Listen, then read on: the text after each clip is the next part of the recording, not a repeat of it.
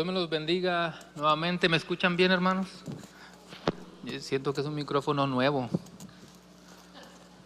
Esta no era mi medida. ¿Sí me escuchan bien? ¿Me escucho medio bajito? Bueno, hermanos, vayan abriendo sus Biblias ahí en Génesis capítulo 39. Génesis capítulo 39.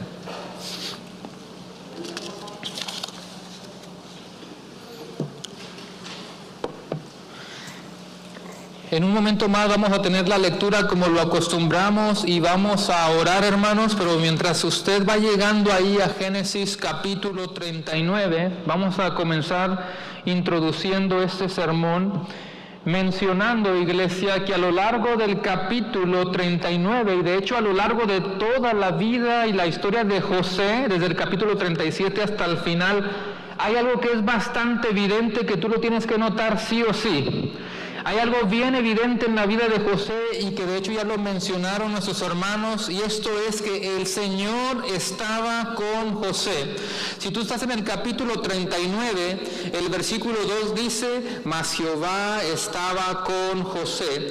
El versículo 3 dice, y vio su amo que Jehová estaba con él. Si vas al versículo 21, dice, pero Jehová estaba con José y le extendió su misericordia. Y si vas al versículo 23, en la parte final dice, porque Jehová estaba con José y lo que él hacía, Jehová lo prosperaba. Es imposible no notar el énfasis, ¿cuál, hermanos? De que Jehová estaba con José. En el libro de Hechos, capítulo 7, versículo 9, que también se leyó hace unas semanas, tenemos a Esteban hablando. Esteban está en el Nuevo Testamento hablando algo acerca de las historias del Antiguo Testamento.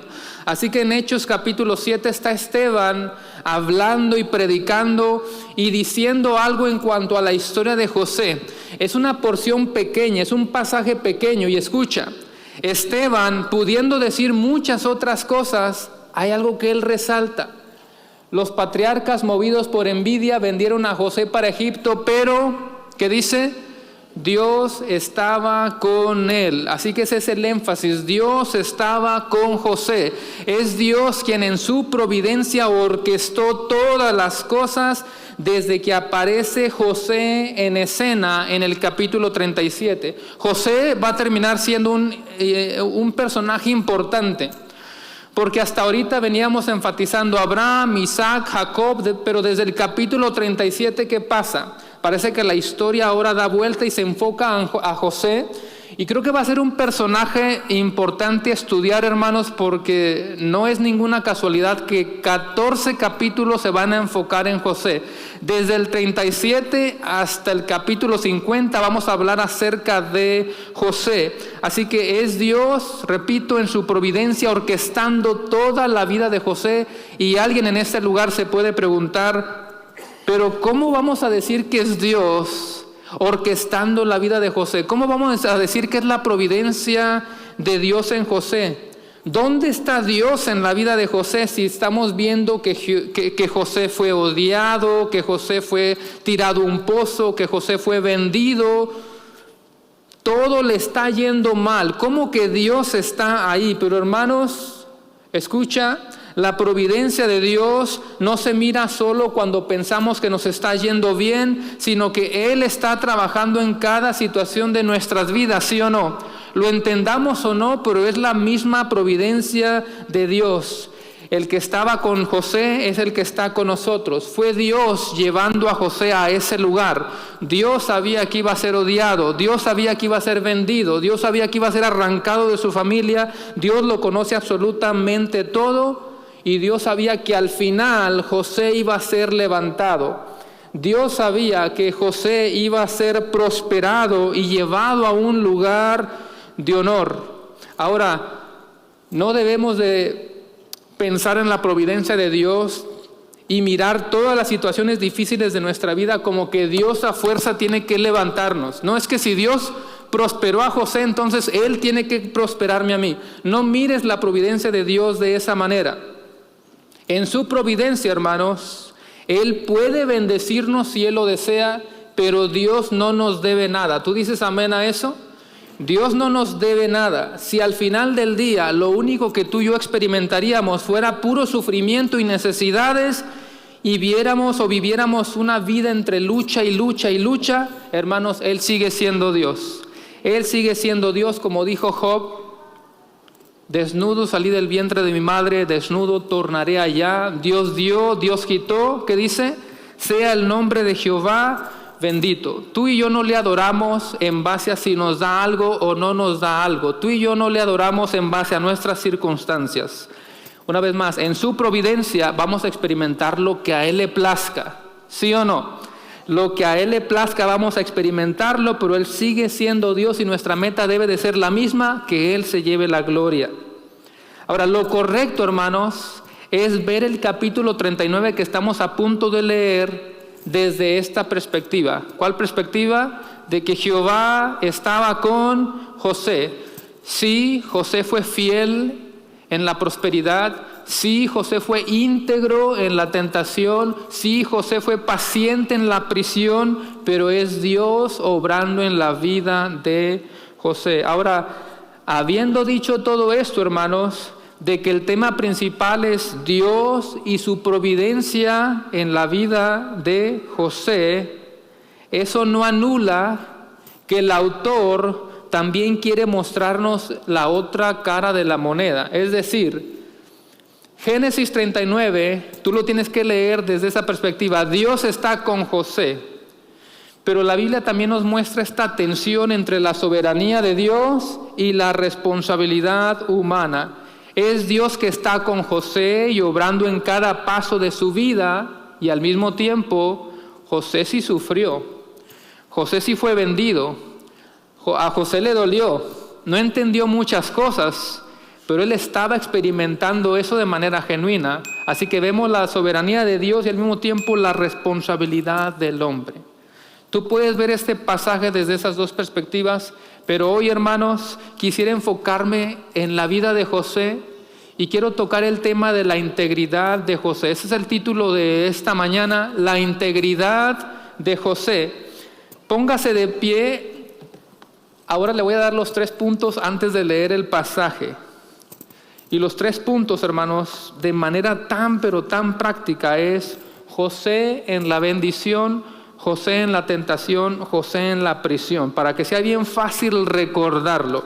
José en la bendición, José en la tentación y José en la prisión. Póngase de pie y voy a leer Génesis capítulo 39.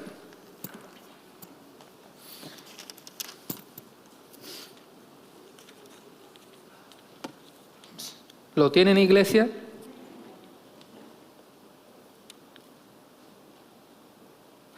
Vamos a leer por ahorita hasta el versículo 12. Obviamente que el sermón va a abarcar todo el contenido, todo el capítulo, pero por cuestión del tiempo, no me había fijado que se me está haciendo tarde, pero vamos a leer Génesis 39 de los versículos 1 hasta el 12. ¿Sí lo tiene, iglesia?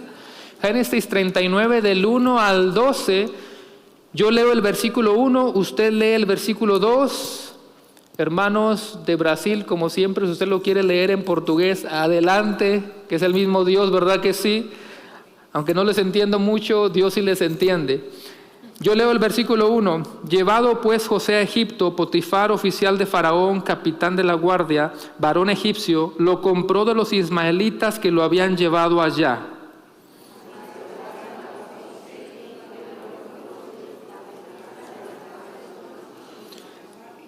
Y vio su amo que Jehová estaba con él y que todo lo que él hacía, Jehová lo hacía prosperar en su mano.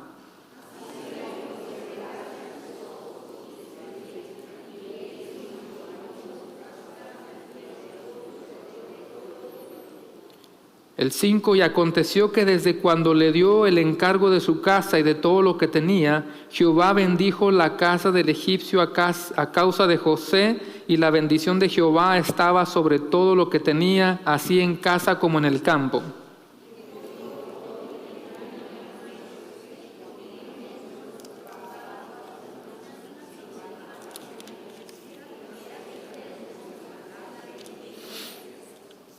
Aconteció después de esto que la mujer de su amo puso sus ojos en José y dijo: duerme conmigo.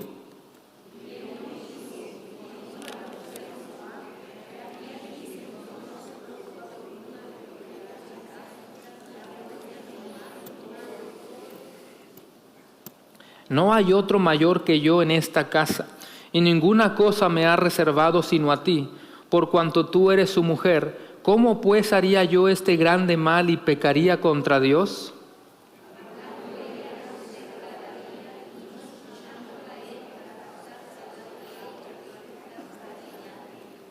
Aconteció que entró él un día en casa para hacer su oficio, y no había nadie de los de la casa ahí. Todos en el 12 dice: y ella lo asió por su ropa, diciendo: duerme conmigo.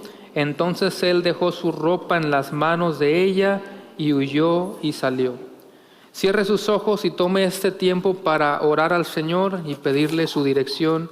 Señor, gracias te damos en esta mañana por la bendición que tú nos das de estar aquí, Señor, en tu casa. Ahora abriendo este texto sagrado, sabemos que todo es tu consejo perfecto y por lo tanto nuestra oración siempre debe de ser que tú nos ilumines, que nos des esa guía, Señor, para poder entender el pasaje, para poder explicarlo y que juntos podamos comprender estas verdades y sobre todo el día de hoy en un sermón tan práctico. Te pedimos que nos ayudes para expresarlo de una mejor manera o de la mejor manera y que podamos nosotros ponerlo en práctica en nuestras vidas. Sé con este momento en el que vamos a estar meditando en tu palabra y te pedimos todo eso en el poderoso nombre de Cristo Jesús. Amén, amén. Puede tomar su lugar.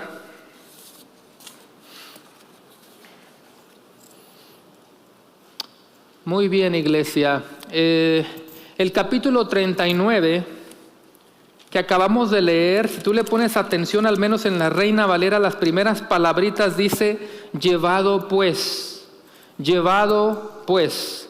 Acuérdense que esas palabritas son como un puente, ¿cierto? Las palabritas como pues, más, sin embargo, ahora, son como un tipo de puente que hace una conexión. Así que llevado pues me suena como si el texto estuviera diciendo, volviendo a la historia, como si hubiera hecho un paréntesis. En realidad el capítulo 39 me suena más como que conecta con el 37, ¿verdad que sí? Así que tú te puedes hacer la pregunta, si conecta más con el 37, aunque suene chistoso, ¿qué está haciendo el 38 ahí? ¿Por qué la historia de Judá y Tamar de pronto aparece como un paréntesis entre la historia de José? ¿Cómo terminó el capítulo 37? ¿Te recuerdas? El capítulo 37 terminó cuando los madianitas vendieron a José a Potifar allá en Egipto. Y si te brincas del 37 hasta el 39, como que hace más conexión, porque repito, el capítulo 39 comienza: llevado pues José a Egipto. Una vez más, como si el texto estuviera diciendo: ok, volvamos nuevamente en lo que íbamos, continuemos con José. Entonces, ¿qué está haciendo el capítulo 38 y esa historia? Gran parte de eso se ha mencionado y no me quiero tomar mucho tiempo en esto, pero para responder la pregunta, todavía como introduciendo el sermón, ¿por qué la historia de Judá y Tamar de pronto aparece como un paréntesis entre la historia de José? Hay varias razones. La número 1, hermanos, es que crea un contraste entre Judá y José, porque Judá cedió a la tentación, José se alejó de la tentación. Judá está satisfaciendo sus deseos carnales, sus deseos pecaminosos, sus deseos sexuales, pero José está diciendo: ¿cómo voy a pecar contra mi Dios? Razón número 2, también la mencionó el hermano Gerardo, el capítulo 38 muestra que Dios está preservando la línea mesiánica. ¿Ok? Génesis 38, 29, si quieren nada más escuchar, dice: pero volviendo él a meter la mano, he aquí salió su hermano, y ella dijo: ¿qué brecha te has abierto? Y llamó su nombre Fares o Fares. Okay. Y luego fuimos a Mateo capítulo 1 y nos damos cuenta que es un nombre importante, ¿cierto? Mateo 1, del 1 al 3, libro de la genealogía de Jesucristo, hijo de David, hijo de Abraham. Abraham engendró a Isaac, nombres que nos suenan más conocidos, ¿verdad? Isaac a Jacob, y Jacob a Judá y a sus hermanos. Judá engendró de Tamar a Fares. O sea que Jesucristo desciende de Judá, de Fares. Eso me está enseñando, hermanos, que mientras Dios está guiando a José en la historia, Él simultáneamente va trazando la línea con Judá y Fares. Alguien aquí se puede preguntar o puede decir, no me gustó la historia. ¿Por qué Judá? No tenía que haber sido Judá, tenía que haber sido José. Pero hermanos, eso también no debería de sorprendernos, porque a lo largo de toda la historia dentro del linaje de Jesús que vemos, personas que tú y yo decimos, no, ese no se lo merecía, esa no se lo merecía, pero termina siendo un espejo para nosotros, porque tú y yo no merecíamos ser parte de la familia de Dios. Mas Dios muestra su amor para con nosotros en que siendo aún pecadores, Cristo murió por nosotros. Y si tú terminaste pensando eso, no, ese no se lo merecía. Bueno, el capítulo 38, en tercer lugar, precisamente nos muestra que Dios obra a través de personas imperfectas. Hoy vamos a ver en el capítulo 39 a José, un hombre íntegro que huye de la tentación. Pero hace unas semanas vieron a Judá, el que cayó en pecado. Pero sorprendentemente Dios usa a las dos personas. Tú no eres más justo y más santo que los demás. Tú no puedes decir, a mi vecino no le puedo hablar de Cristo. Uy, ese si supiera, ese no se lo merece. Ni tú y yo lo merecíamos, es por gracia. Y Él ha regalado salvación a personas pecadoras como nosotros. Así que una vez más, la pregunta es, ¿por qué está la historia de Judá y Tamar ahí de pronto en medio? Número 1, crea un contraste entre Judá y José. Número 2, muestra que Dios está preservando la línea mesiánica. Número 3, muestra que Dios obra a través de personas imperfectas. Y número 4, también muestra una transformación importante en la vida de Judá, porque cuando Tamar fue descubierta, Judá expresó algo que encontramos en Génesis 38:26, que también ya lo estudiaron, y dice, entonces Judá los reconoció y dijo, más justa es ella que yo, por cuanto no la he dado a Selá mi hijo, y nunca más la conoció. Esas son las primeras señales de su transformación. La mayoría de los teólogos concuerda que esta frase que dice, más justa es ella que yo, es Judá reconociendo que es un pecador. Es el comienzo de su transformación, y Judá, hermanos, va a terminar siendo un personaje muy importante. Cuando lleguemos a Génesis 44, como seguramente usted lo ha estudiado, nos vamos a dar cuenta que Judá va a ser el hermano que se va a ofrecer a sí mismo como sustituto por Benjamín. Y eso te recuerda algo, ¿verdad? ¿Quién es el sustituto por cada uno de nosotros los pecadores? Es una figura hermosa de Cristo, así que va a ser muy hermoso poder llegar a Génesis 44 y mirar esa historia que representa a Cristo. Así que habiendo dicho todo esto, hermanos, es como un tipo de puente, porque llegamos a Génesis 39 nuevamente. ¿Y cómo comienza el versículo? Llevado pues José a Egipto. Como diciendo, después de ese gran paréntesis del capítulo 38, regresemos a la historia de José. Punto número 1, José en la bendición, para los que les gusta tomar notas, o tú lo puedes escribir, la integridad de José en la bendición. Versículos 1 al 6. ¿Están despiertos?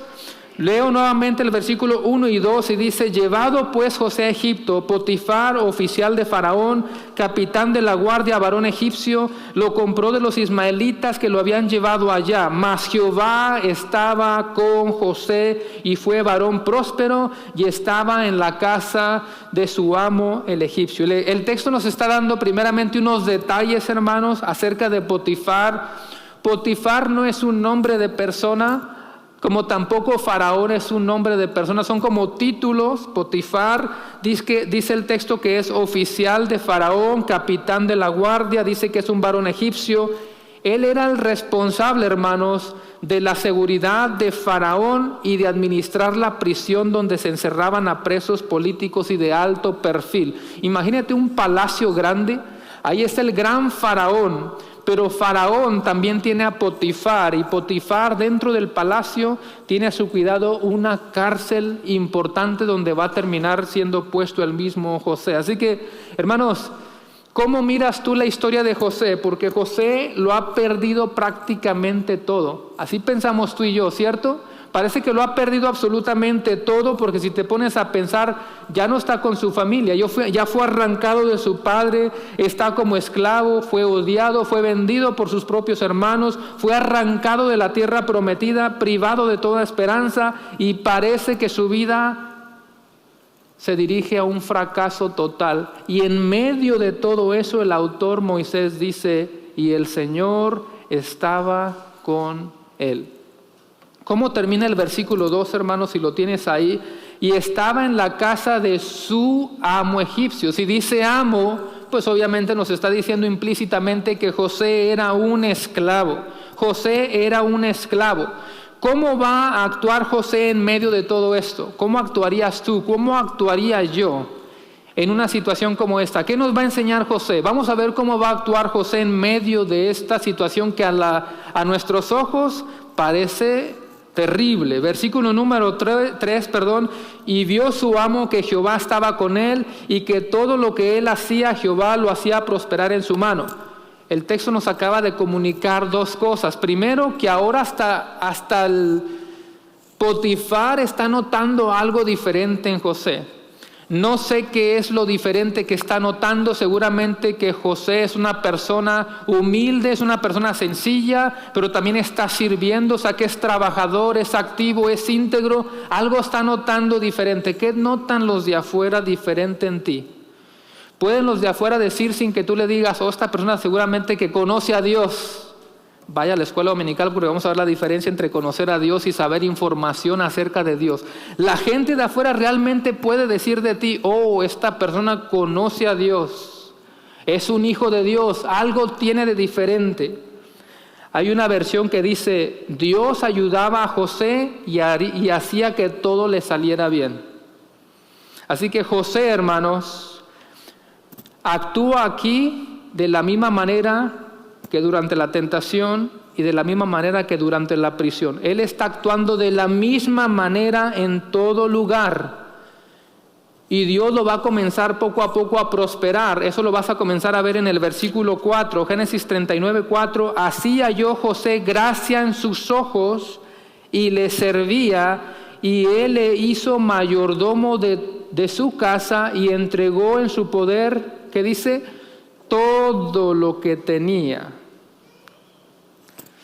Yo no sé cuánta confianza te tengan tus amos, dependiendo de lo que tú trabajas, que tu jefe te puede decir, esta persona me ha quedado tan bien que yo lo entrego todo, no 99%, le entrego todo y yo puedo andar tranquila de que esta persona va a hacer el trabajo en la casa, no se va a robar nada, no necesito poner cámaras. Yo confío totalmente en esa persona y le he entregado la mayordomía de toda la casa. No podemos pasar por alto, hermanos, por cierto, de que el texto no solamente dice que Potifar le entregó el poder de todo lo que tenía. Algo estaba haciendo José. ¿Qué estaba haciendo José según el texto? El versículo 4 dice, y le servía. No estaba de flojo. José no estaba diciendo, como me ha ido terrible, no tengo ni ánimo para portarme bien. No, dice el texto que José le servía. Él había entendido, hermanos, que no solamente está sirviendo a su amo terrenal, está sirviendo a su amo celestial. Así que el Señor estaba con José, y José era íntegro, y Potifar comienza a notar y a mirar eso, y eso madura la confianza que Potifar va a poner en José. Ahora el versículo 6, o antes de llegar al versículo 6, ¿qué hemos visto hasta ahora, hermanos? A nuestros ojos parece que no le ha ido muy bien. Pero José poco a poco se ha ido ganando la confianza de su amo. Él está siendo prosperado, por eso el primer punto se llama José en la bendición. Cuando él ha sido prosperado, ¿cómo se comporta José? No es algazán, no es creído por otro lado, sino que él se mantiene humilde y sigue siendo una persona que sirve a los demás, entendiendo que él está ahí para darle gloria a su Dios. Así él se está comportando en la bendición. Ahora el versículo 6 nos va a preparar para el 7, por más obvio que parece, porque en el versículo 7 va a empezar la tentación de aquella mujer. Y tú te puedes decir, pero ¿qué tiene que ver el detalle que nos da en el versículo 6? Vamos a leerlo. Dice, y dejó todo lo que tenía en manos de José, y con él no se preocupaba de cosa alguna, sino del pan que comía. Póngale atención a esas palabras. Te está diciendo que Potifar no se preocupaba de absolutamente nada.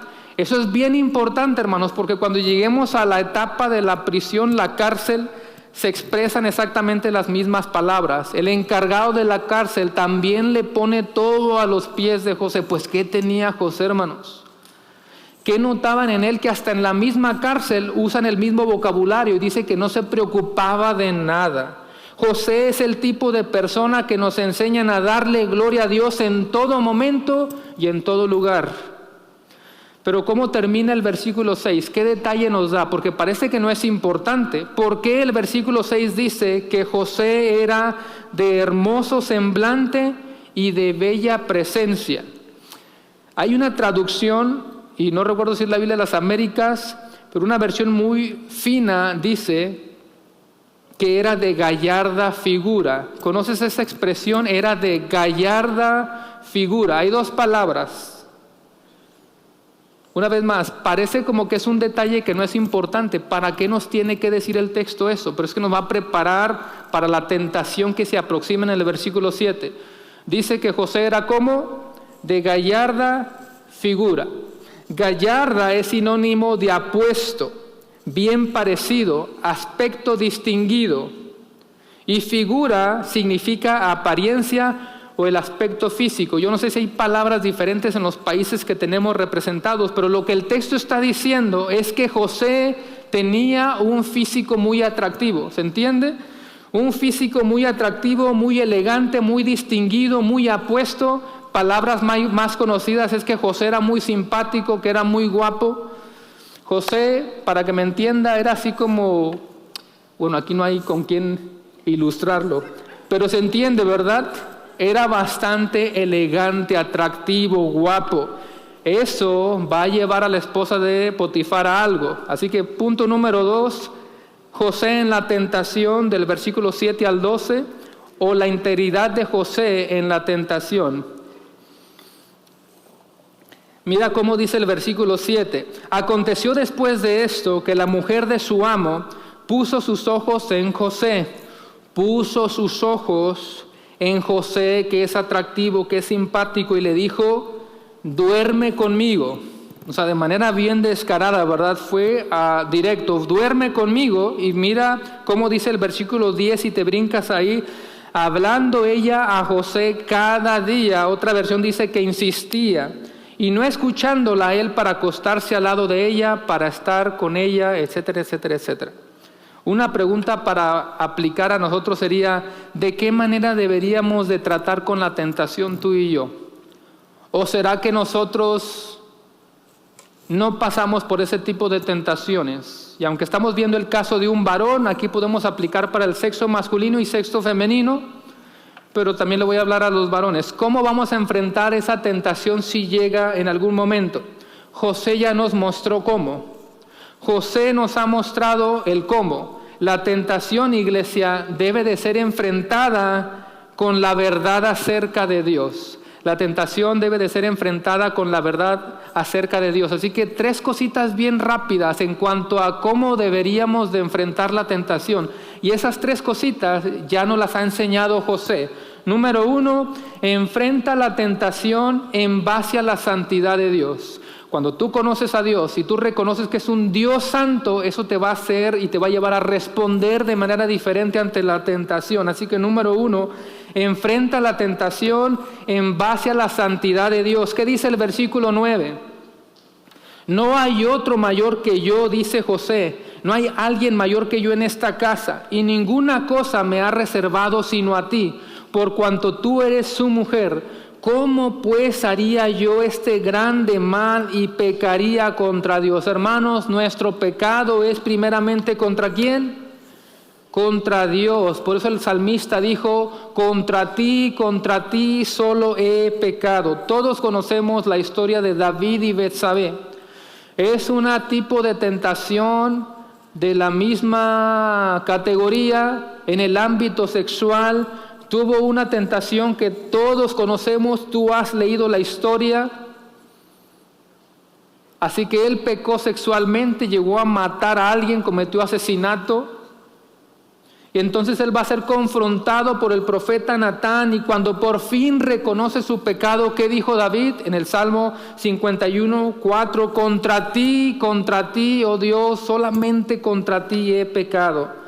Porque cuando alguien comete un pecado de este tipo, hermanos, tú le puedes estar fallando a tu hermano, a tu amigo, pero ¿a quién le estás fallando primeramente? Tú le estás fallando primeramente a Dios. Por eso, una vez más, David dijo, contra ti he pecado. Así que la esposa de Potifar le dijo a José, acuéstate conmigo. Y luego el texto dice que cada día lo tentaba. ¿Cómo respondió José, hermanos? José no dijo, no porque pierdo mi trabajo. Si tú te encuentras en una situación similar y el único miedo que tú tienes es, no porque puedo perder mi trabajo, estás en problemas. Esa no es la mejor respuesta que tú puedes dar. Si tú dices, no porque me da miedo que me descubran, pues nadie quiere ser descubierto, esa no es la mejor respuesta. No porque voy a destruir mi reputación, no quiero que se moleste Potifar, no quiero que se moleste mi jefe, el que me dio el trabajo. José, ¿qué dijo, hermanos? ¿Cómo pecaría contra Potifar? ¿Dijo así? José dice, ¿cómo pecaría contra mi Señor? Nota en el versículo 8, nota cómo comienza el versículo 8, una vez más, ahí con tu Biblia, versículo 8.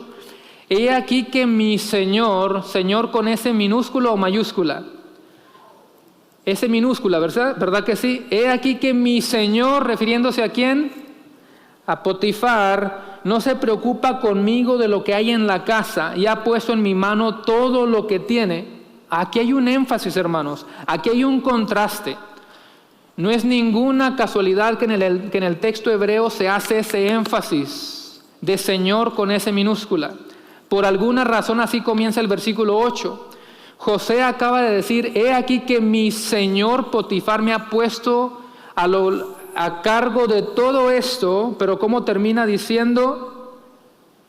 Que hay un señor que está por encima de Potifar, que hay un amo que está por encima de todos los amos, hay un rey que está por encima de todos los reyes. ¿Quién es? Nuestro Dios. ¿Cómo voy a pecar contra mi Dios? Hermanos, la mejor defensa contra la tentación no es el temor a ser descubierto o el temor a tu jefe terrenal, sino el temor a ese Dios santo.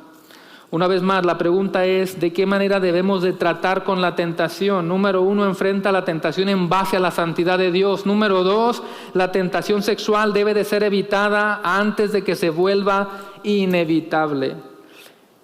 No se trata de hacerte el valiente a ver hasta dónde aguantas.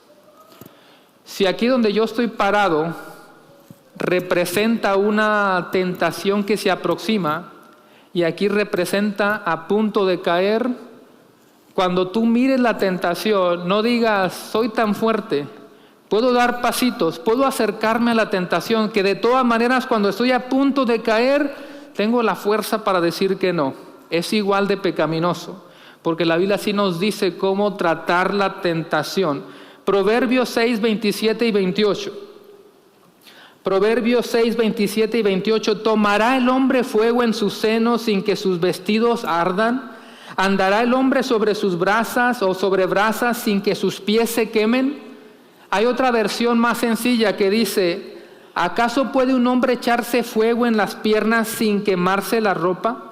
¿Podrá caminar sobre carbones encendidos sin apoyarse los pies? En palabras todavía más sencillas, hermanos, ¿para qué te acercas al fuego y te quemas? Y ahí vienes llorando con Dios, Señor, ayúdame porque me estoy quemando. Pues ¿quién te manda? ¿Para qué te acercas y para qué te quemas tú mismo? Mira lo que dice Proverbios 4, 14 y 15. Hay una provisión y un énfasis muy fuerte. Proverbios 4, 14 y 15. No entres por la vereda de los impíos, por el camino de los paganos. Dice, ni vayas por el camino de los malos. Déjala, no pases por ella, apártate de ella y pasa. Como si tú fueras en el caminar de la vida cristiana y en los lados representa todo tipo de tentaciones y te está diciendo ni siquiera voltees a verlo. Tú pon tu mirada en el Señor. Mira el énfasis que hace: no, ni, déjala, apártate, pasa. ¿Puedes notar ese patrón? ¿Puedes notar el énfasis? La victoria de José sobre la tentación, hermanos, no consiste solamente o no consiste en decir no en el último momento. Escucha, muchas veces consiste en no ponerse innecesariamente en el lugar donde el no será más difícil. Una vez más, deja de estar jugando con la tentación, deja de estar coqueteando con la tentación, deja de estar diciendo yo me voy acercando, de todas maneras cuando llegue ahí soy tan fuerte que le voy a decir que no. Por alguna razón Pablo dijo que la carne es débil. Versículo 10, hablando ella a José cada día y no escuchándola. Otro detalle, no escuchándola. O sea que José primero reconoce que no puede pecar contra ese Dios santo, pero también está ignorando, se está aislando, está huyendo, dice que no está escuchando.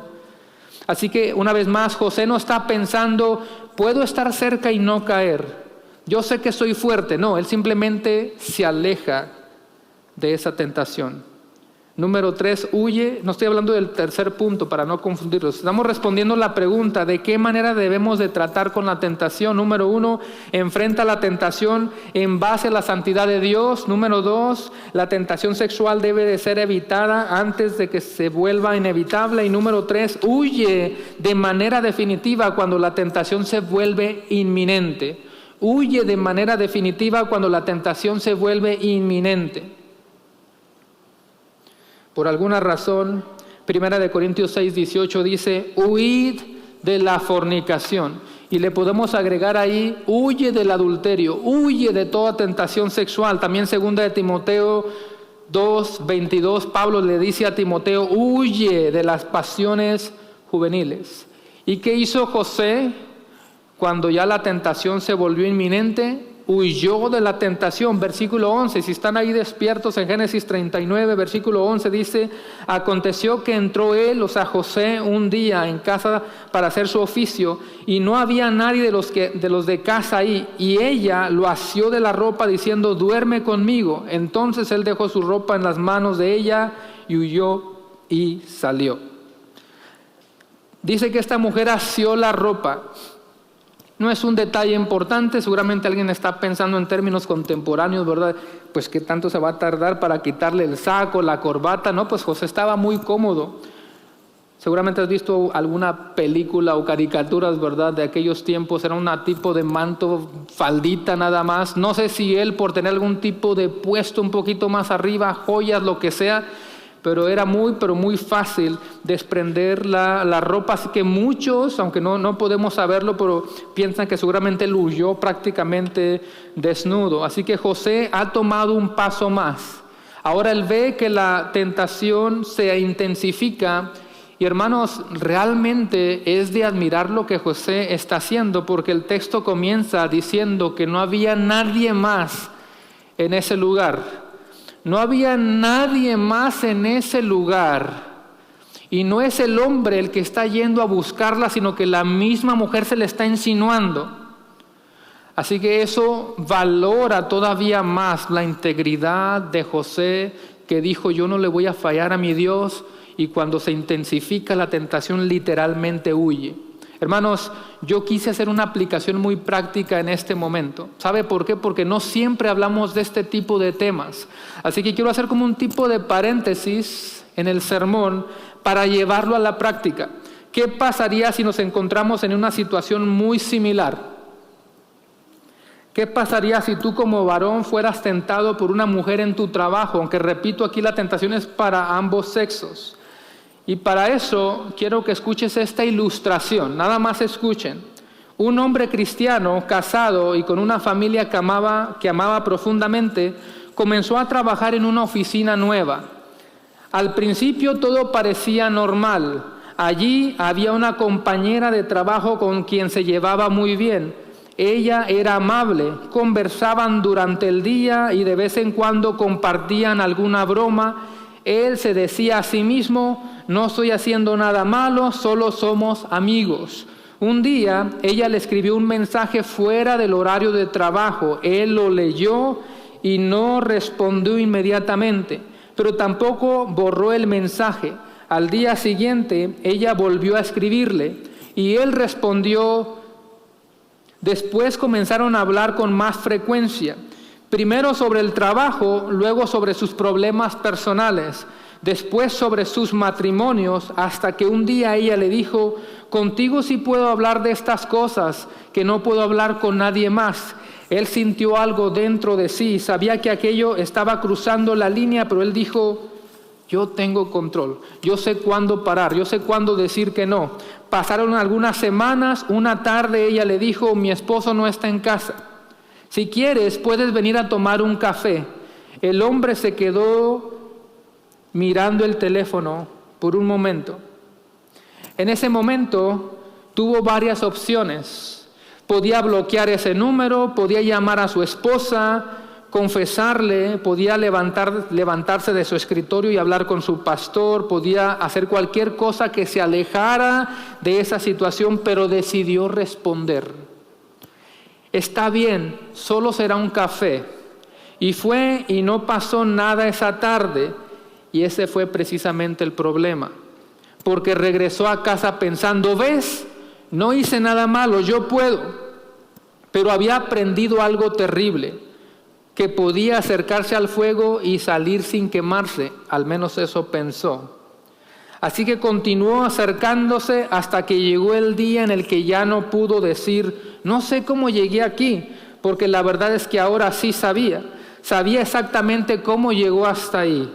Había llegado cada vez que decidió contestar un mensaje, cada vez que escondió una conversación, cada vez que eliminó el historial, cada vez que dijo: solo somos amigos, cada vez que pensó: yo tengo el control, cada vez que decidió quedarse 5 minutos más cerca de una tentación de la que Dios le había ordenado huir. Y entonces comenzó a comprender demasiado tarde que debió haber entendido eso desde el principio. La caída, escucha, no comenzó cuando él decidió entrar en esa casa. La caída comenzó mucho antes, cuando se rebeló contra la santidad de Dios, pensando que podía caminar demasiado cerca del fuego. Hermanos, nadie, absolutamente nadie está exento de este tipo de tentaciones. Creo que fue con los varones, en los estudios de varones, se recuerdan, ¿verdad?, que habíamos hablado de esto. No puedes pensar que una persona que llega a tener cierto intelecto ya no tiene este tipo de tentaciones, no. Un miembro de la iglesia local puede caer, como pastores que hablábamos en la clase, ¿verdad?, de mucho renombre. Pastores famosísimos, autores de libros, han caído en este tipo de tentaciones. Y por eso yo dije, es necesario hacer este paréntesis, porque pocas veces hablamos de estos temas. Así que algunos detallitos extras en cuanto a la tentación, hermanos. Hoy tengo muchos números, todavía estamos dentro del punto 2, ¿ok? Número 1, la tentación puede aparecer en lugares ordinarios. La tentación puede aparecer en lugares ordinarios. ¿Qué estaba haciendo José, hermanos? ¿Se fue a un bar? ¿Andaba por ahí en un baile? ¿Qué andaba haciendo José? Él estaba haciendo su trabajo. No estaba en una fiesta pagana. Él no estaba intentando ser infiel. Él estaba en su trabajo. Quizá tú no vas a encontrar la tentación cuando salgas, que no deberías, ¿verdad?, pero salieras en alguno de estos lugares. Ahí hay tentación, pero la tentación la vas a encontrar en cualquier lugar ordinario. Número 2, nunca estés solo con una mujer en alguna aula, salón, área de trabajo, área de descanso. Y todavía más específico el ejemplo. En muchos trabajos, en muchas compañías, usualmente tienen lugarcitos pequeños para comer, bien pequeñitos, y cada uno tiene su hora de descanso y salen a diferentes horas. Yo no sé si a ti te va a parecer bien exagerado este detalle, pero si tú ya estabas ahí porque no había nadie y llega una mujer, yo te diría, salte de ahí. Punto número 3, no envíes textos a una mujer que no sea tu esposa. al menos que sea algo 100% relacionado al trabajo y que sea específico. No necesitas tener ningún tipo de conversación con alguien fuera de tu esposa que sea relacionado a ti, a tus gustos, qué estás haciendo, cómo te va, qué tienes planes para mañana. Usted no tiene que envolverse en absolutamente nada de eso. ¿Amén o no amén? Las mujeres dijeron amén. Número 4, no mantengas conversaciones emocionales íntimas con otra mujer que no sea tu esposa. Número 5, no alimentes una relación emocional que deberías de cortar. ¿Qué hizo José? Salió corriendo a pesar de que él fue acusado. ¿De qué manera, hermanos? Injustamente. Él no hizo nada, pero aún así él salió corriendo. Quizá eso significa incluso hasta cambiar de trabajo. Y si tú te atreves a decir cambiar de trabajo, ¿cómo voy a andar cambiando de trabajo? Pues ahí se va a ver qué te importa más. La santidad de tu Dios y tu familia o todo lo demás. Y por último, número 6, huye. No esperes estar al borde del precipicio para decidir. No te hagas el valiente y no te pongas en la orilla del precipicio haciéndote el fuerte que yo sé decir no. Huye. Cuando es posible, huye. Pero hasta esa palabra, hermanos, huye, se puede significar diferentes cosas para diferentes personas. Huye, quizá para ti significa borrar un número de teléfono o cambiar de teléfono, terminar una conversación. Huye, quizá para ti significa cambiar de trabajo hasta cambiar de domicilio. Dejar de viajar con ciertos grupos significa confesarle a tu esposa lo que está pasando, a tu esposo lo que está pasando, quizá con tu pastor, con un hermano sano en la fe, con el que puedas ir para conversar, lo que sea que signifique para ti, pero huye de la tentación. Así que hemos visto José en la bendición, José en la tentación y tercer y último punto, José en la prisión desde los versículos 12 hasta el final. José en la prisión. ¿Tienen hambre, iglesia? Hoy sí me voy a tardar un poquito más porque ya no tiene que viajar lejos, aquí está la comida en el gimnasio. Versículo 13 al 15 dice, cuando vio ella que le había dejado su ropa en sus manos y había huido fuera, ¿qué hizo? Llamó a los de casa y les habló diciendo, mirad, nos ha traído un hebreo para que hiciese burla de nosotros. Vino a él, a mí, para dormir conmigo. ¿Es verdad eso? Y yo di grandes voces y viendo que yo alzaba la voz y gritaba, dejó junto a mí su ropa y huyó y salió. Yo cuando leí el pasaje decía, pero qué chismosa esta señora. Le acomodó impresionantemente las palabras. Vemos que José está siendo acusado falsamente, pero vemos también que José está sufriendo consecuencias. Él no ha hecho nada malo, pero se hace parte de las consecuencias. El texto dice que Potifar se encendió en su furor y como consecuencia, ¿qué hizo con José? Lo puso en la cárcel. Yo sé que muchos han estudiado este pasaje, hermanos, pero el hecho de que Potifar ponga a José en la cárcel también nos está enseñando algo, porque si Potifar, esta autoridad en toda esa zona que él gobierna debajo del faraón, si él comprueba que realmente es verdad lo que esta chismosa está diciendo, yo creo que él con la autoridad que tiene lo va a mutilar, le va a cortar sus partes, lo va a quemar y lo va a matar como seguramente en la cultura egipcia era algo totalmente normal. Así que no lo leas a la ligera. El hecho de que Potifar nada más lo ponga en la cárcel ya te está enseñando algo más. ¿Quién va controlando toda la vida de José? Dijimos al principio, hermanos. ¿Quién? Dios. Esa también es la providencia de Dios. Aún en nuestras cárceles. Esa es la providencia de Dios. Hermanos, algunos piensan que Potifar quizá no le creyó en su totalidad a su esposa. No podemos afirmar este tipo de detalles. Son solamente teorías, sobre todo porque en la cultura en la cultura egipcia, hermanos, esto solía pasar. José no es el único que ha sido acusado por la esposa de un Potifar. De hecho, el texto dice que cómo se sintió Potifar cuando escuchó la noticia, hermanos. Que dice el texto que se encendió en furor. ¿Contra quién?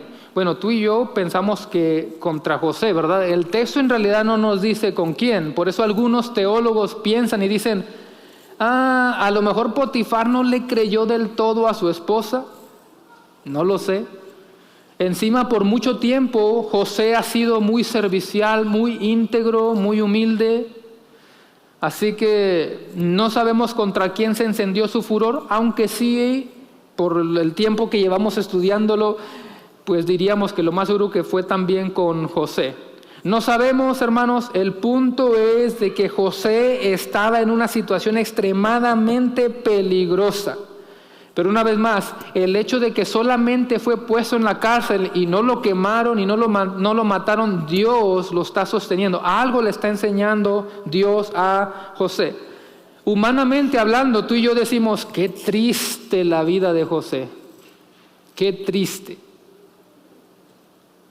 Qué triste la vida de José. Fue vendido como esclavo. Ya dijimos que fue separado de su familia. Fue acusado injustamente. Perdió ahora su posición en casa de Potifar y terminó en la cárcel, lo ha perdido todo, así pensamos. Pero la realidad es, hermanos, que aunque perdió su posición delante del Potifar, él no ha perdido su posición delante de su Dios. Él sabe quién es su Dios y él sabe quién él es. Y ahora vamos a ver que Dios le va a conceder gracia a José aún en la misma cárcel, versículo 21. Pero... A ver, digan conmigo todos, pero. No tiene nada que ver, pero para que se despierten. Pero Jehová estaba con José y le extendió su misericordia y le dio gracia en los ojos del jefe de la cárcel. Nota que el versículo 21 usa la misma figura del versículo 2 porque comienza diciendo pero. Otras versiones dicen más, como que está un contraste, pero. El texto sí afirma que José es un esclavo que estaba en la casa de Potifar, pero Dios estaba con él.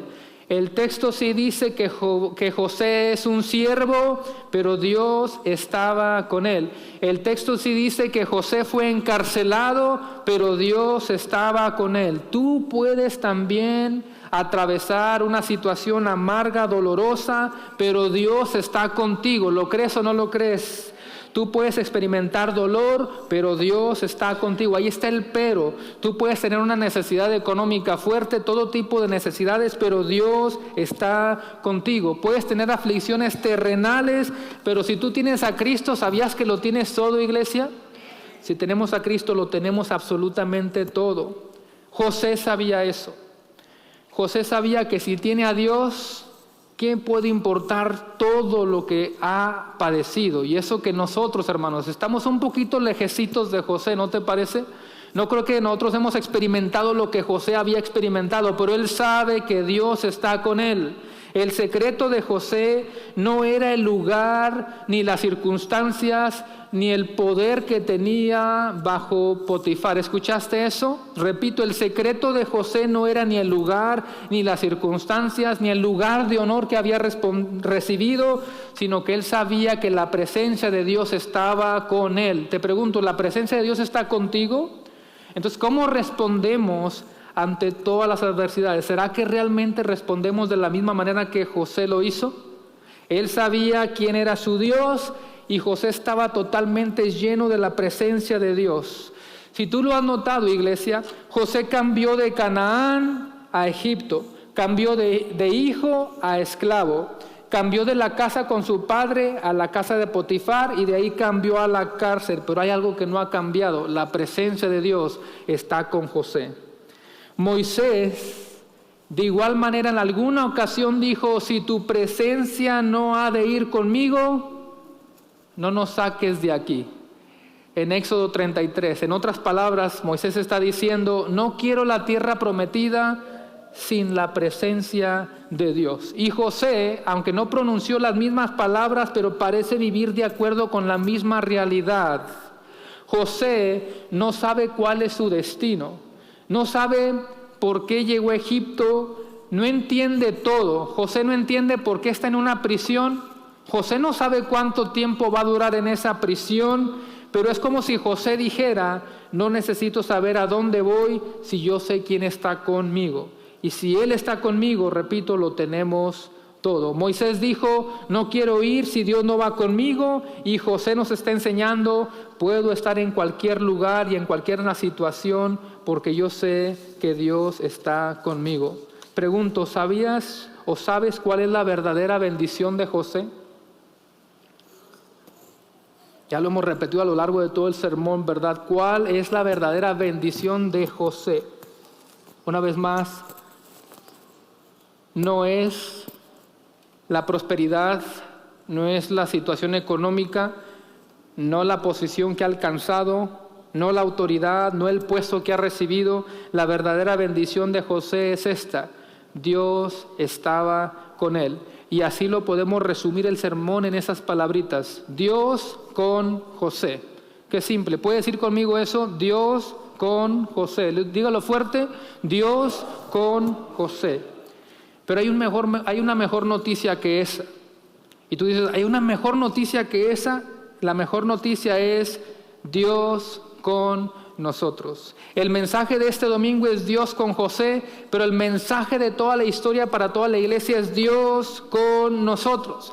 Hay un sermón o un verso que se lee solamente en Navidad, en diciembre, aunque deberíamos de leerlo en todo momento, pero Mateo 1:23 dice: he aquí una virgen concebirá y dará a luz un hijo y llamará su nombre Manuel, que traducido es Dios con nosotros. Dios con José, Dios con nosotros. Voy a estar concluyendo con esto. ¿Qué significa que el Señor está contigo?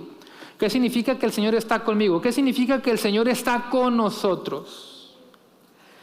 Que todo lo que vamos a hacer nos tiene que salir bien de acuerdo a nuestras expectativas humanas.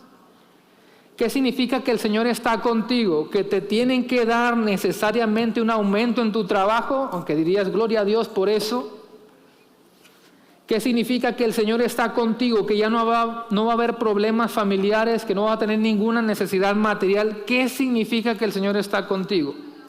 Dice Romanos 8:28: y sabemos que los que aman a Dios, algunas cosas, todas las cosas les ayudan a bien, esto es, a los que conforme a su propósito son llamados.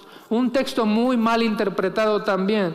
El texto comienza diciendo: y sabemos que a los que aman a Dios. Los que aman a Dios es una referencia a sus hijos, a sus elegidos, a toda persona que ha creído en Cristo Jesús. Si tú tienes a Cristo, tú amas a Dios. Para ti que estás en Cristo son estas palabras de que todas las cosas nos ayudan para bien. Es un texto mal interpretado y luego le dicen a toda persona: no importa cómo vivas, a cabo todas las cosas te ayudan para bien. No, a los hijos de Dios saben que todas las cosas obran para nuestra santificación. Dios está obrando en nosotros. Y José entendió eso, iglesia. José entendió: sí, estoy pasando por mis prisiones, pero en medio de todo eso, Él está haciendo algo conmigo.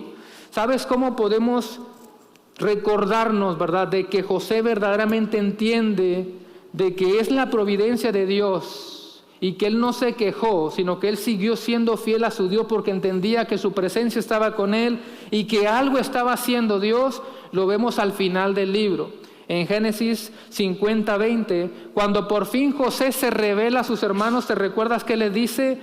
Vosotros pensaste mal contra mí, mas, ahí está el pero Dios lo encaminó a bien. ¿Para qué? Para hacer lo que vemos hoy, para mantener en vida a mucho pueblo. Quienes amamos a Dios, sus hijos, tenemos la confianza y la seguridad de que todas las cosas cooperan para nuestro bien. La entendemos, a veces no las entendemos. ¿Por qué me pasa eso? A veces no entendemos, pero Dios en su providencia está orquestando todas las cosas para nuestro propio bien. ¿Qué estás experimentando hoy? ¿Qué estás experimentando el día de hoy?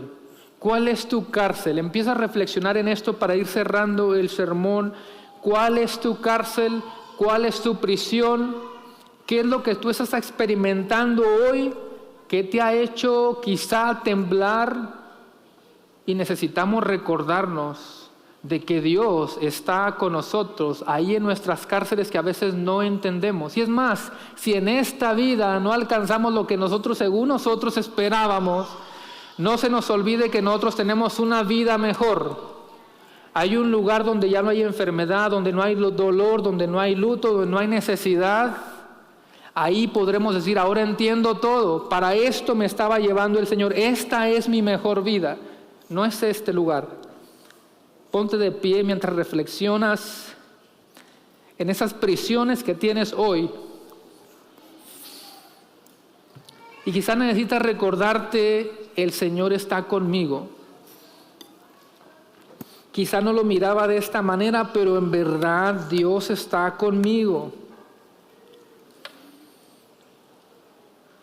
El canto que se va a enseñar o cantar, dice, no soy yo sino Cristo en mí. Sí tenemos la tarea de responder, sí tenemos la tarea de actuar, tenemos una tarea que hacer, tenemos que persistir, ser perseverantes y al mismo tiempo todo sucede porque Dios está con nosotros. Todos con sus ojos cerrados. Un comentarista dijo sobre Romanos 8:28, que dice que a los que aman a Dios todas las cosas les ayudan para bien. Él dice, es como una almohada en la que podemos descansar nuestras cabezas cargadas. Dios está obrando. Él está disponiendo todas las cosas para el bien de su pueblo. Sigue diciendo el autor, nada está fuera del alcance de su gobierno providencial.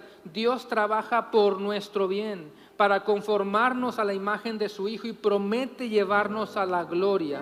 En eso descansa la iglesia, que aunque de este lado del sol sufrimos, nos acercamos cada vez más y nos acercamos cada vez más y nos acercamos cada vez más a ese lugar perfecto, donde el cielo se quedará cortito delante de la presencia de nuestro Dios Trino, que como dice su palabra, ni siquiera necesitamos la luz del sol, porque Dios mismo, Cristo mismo será ese resplandor glorioso.